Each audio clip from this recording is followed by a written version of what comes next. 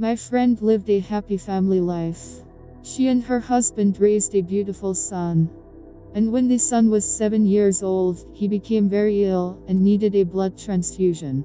The friend and her husband's blood type did not match. The husband began to suspect that the son was not his. I went to the doctor and asked if it could be that neither the father nor the mother's group coincided with the child's group. The doctor explained to him that this happens very rarely. Basically, it means that one of the parents is not a native. The husband of a friend thought for a long time, and I decided to ask my wife directly about it. And I was very much shocked by the answer. The wife immediately began to cry, fell at his feet and began to ask for forgiveness. She told him everything, that yes, the son is really not his. It turned out that she was returning home late at night and was raped.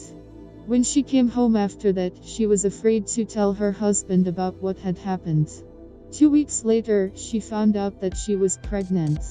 She and her husband had wanted a child for a long time, but they did not succeed. And so she decided to leave this child and not tell anything. She begged her husband to forgive her for the deception. At first, the husband silently left the house and got drunk with grief for a couple of days. After which, he thought it over thoroughly. When I came home, my wife had no face on her. They sat down next to her and her husband told her that she had acted very meanly towards him, but I will stay with you, I have forgiven you, he says. Her friend's act was really mean.